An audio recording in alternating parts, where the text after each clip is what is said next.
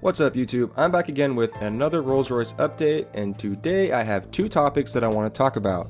One being the unofficial announcement of a new Rolls-Royce CFO, and I also want to go over the extreme volatility in the Rolls-Royce C shares last week and why that might have happened. If you like these types of videos, please remember to hit like and subscribe. I appreciate all the feedback. You guys have been great and motivate me to keep going. Without more to say, let's get right into it. Sky News unofficially announced that the ex-Deloitte partner, Panos Kakoullis, will be the new Chief Financial Officer for Rolls-Royce. He will be replacing Stephen Daintith, who announced his resignation on the 27th of August in 2020, after only a short stay of around 3 years. So Mr. Kakoullis, and I'm sorry if I'm saying his name wrong, ran Deloitte's global audit and assurance operations. Although he has no direct CFO experience at a FTSE 100 company, one former colleague of his said he was ideally suited to the job, having advised blue chip names such as Tesco and Vodafone. Mr. Kakoullis has a background in finance and auditing and consulting, really a triple threat for this position. Couldn't find a ton of information, but I did find his Twitter, and I'm not sure if these are his personal views or if this was because he was working for this company. But he is a backer of green energy by the looks of it, and I thought it was very interesting that Rolls-Royce is replacing a once executive at British American Tobacco, which is, you could argue, the opposite of green, to Mr. Kakoullis, who is pro-green energy. I also just want to mention that Stephen Daintith wasn't replaced. He resigned on his own to pursue a new position at an online grocer named Ocado. So Panos will be tasked with bringing this company's balance sheet back into a positive position and basically combing through every single thing and finding any place where money is being wasted. It's his job to get this company back on track. This could be a catalyst for positive price movement later on, but I would not be surprised if there are more price-cutting actions in the future, as Mr. Kakoullis' job is to make some waves and start generating more income for the company. Is this a good move? I say yes. This is exactly what the company needs. Next, I want to talk about RLLCF, the Rolls-Royce preferred C shares, and what the heck happened. Why did they go from 0.0045 up to a max of 0.02, which is about 4 times gains? And kind of what happened here, and what are these shares? Should you be buying these RLLCF shares instead of Rycey? What are they?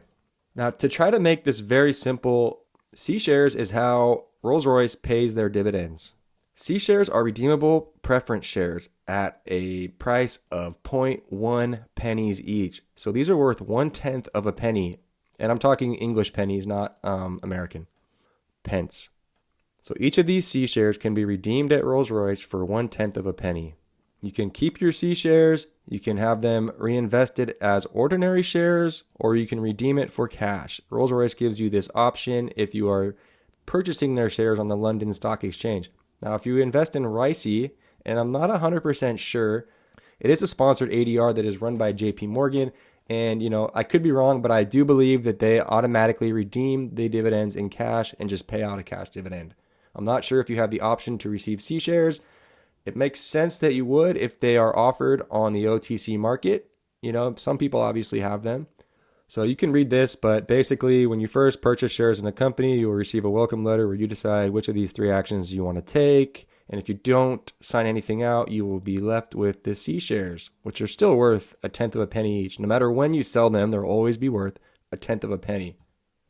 So that's why it's really hard for me to wrap my head around why these prices went up. Maybe somebody was confused. I'm not really sure. Maybe the exchange rate, they realized that there was something wrong with the exchange rate where 0.0045, you could buy them for that and they're worth 0.01.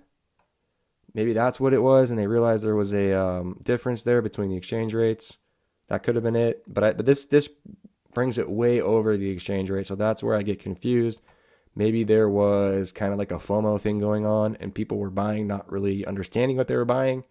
That I don't know for a fact, but just some speculation. So just to kind of prove that this is how they pay their dividends. They say it right here, obviously. Unlike other listed companies, the company makes its payments to shareholders in the form of C shares.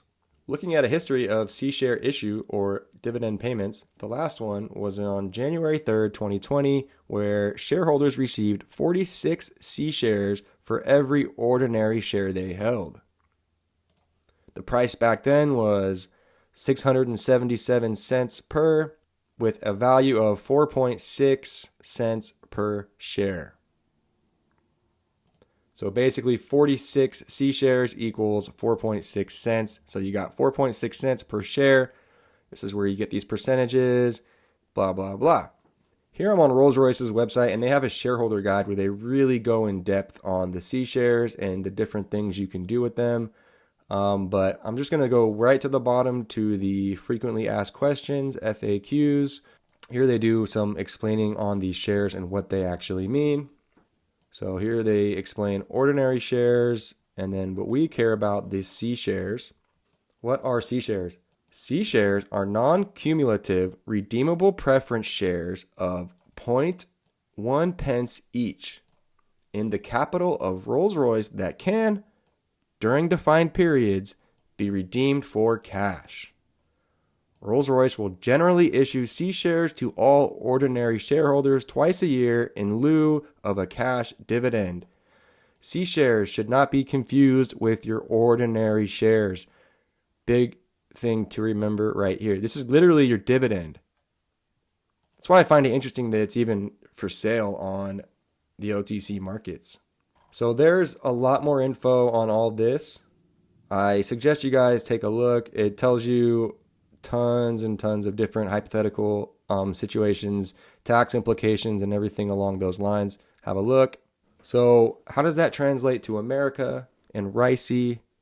Well, I'm over on JP Morgan's ADR.com. This is a website that they run that shows all of their ADRs.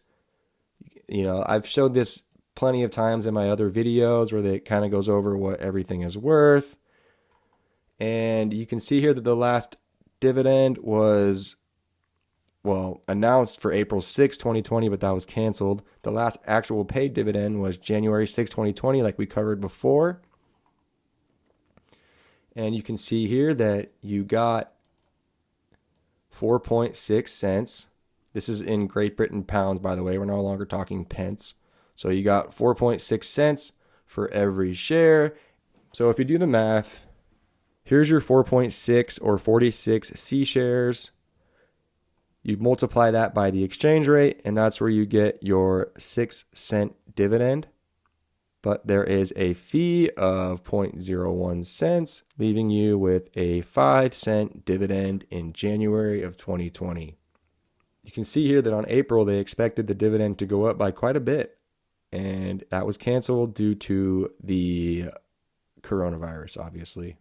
So what does that mean for the C shares? It means no, you should not be buying these. These are actually dividend payments, which only have a value of 1/10 of a cent each in British currency. So my only explanation is maybe that there was some type of exchange rate mishap where they realized that, hey, I can buy these for 0.0046 in the US and redeem them for 0.01 pence in England.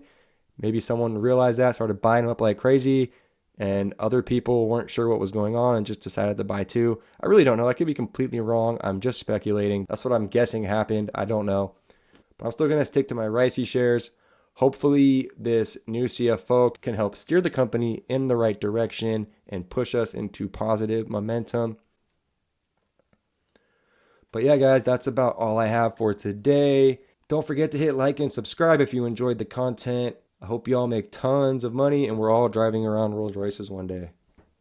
Anyways, guys, hope you all have a great weekend. Oh, and happy Valentine's Day to all the people celebrating. Anyways, Stock Surfer signing out.